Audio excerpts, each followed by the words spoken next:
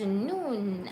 How, how are you doing in this beautiful weekend? Alright, this is Act of God's Captive into Call of the Captives Diary, episode 70, season 3, written by no other person but Precious Chinwe Obialor-Ukazim. Yeah, welcome back. And we are going straight into our story for today. So, Uma slept late while waiting to see her father's response, which never came until she dozed off around past 12 a.m. and consequently overslept. It was David's call that woke her up as early as 5 a.m., just before the family devotion. He had seen Nnamdi's response to his message and was a bit restless and wanted to know whether she also received the response from her father and how she's taking it.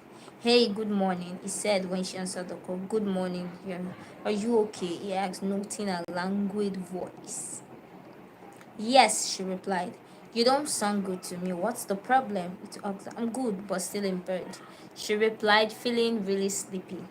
She added, "Oh, so sorry. I know it's quite early, but I just wanted to know if you received the response from Dad, because I got mine and thought to let you know." He told her, and she quickly sat up, sleep leaving her eyes on hearing that her father had replied him. "What did he say?" she asked David. "I'll just forward it to you on WhatsApp now," he told her. "Okay," she said almost immediately, ending the call to check her WhatsApp message, and there she saw her father's response and her heart went down south.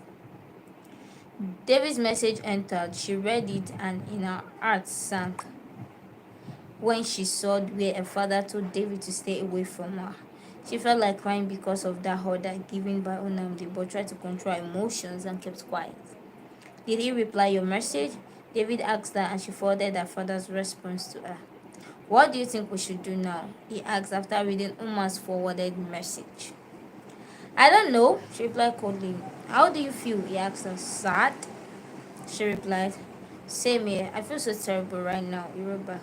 "I'm so sorry you're going through all of this because of me."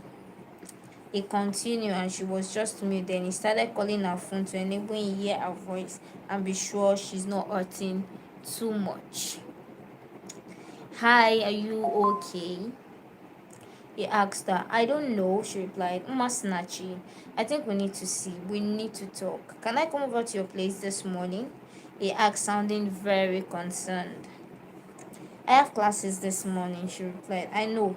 I'll drive you to school so we could talk. Is that okay?" he asked her, and she answered in the positive. "Yeah," she replied softly.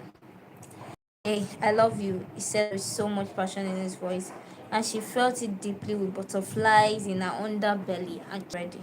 "No breakfast?" Precious asked Uma, but she had no appetite for food. She shook her head in the negative. "Why?" asked Precious. "I'm not hungry," she replied as she got set to leave with David, and Precious just stood there watching the two lovebirds as David took Uma's hand and led her to go before him. He held her hands from the house till they got to the car, and he opened the car door for her to enter. Closed the door, then go over to the driver's side and joined her in the car. He got into the car, looked carefully at her, took her hands into his, and searching her eyes, she looked up at him to know what he had to say, and being short of words, he breathed down heavily. "We are going to be fine, okay?" he assured her, and she nodded in response as continued.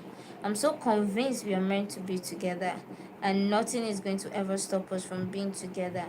It is only a test of our love, and we are going to come out stronger, loving each other more. Do you believe it?"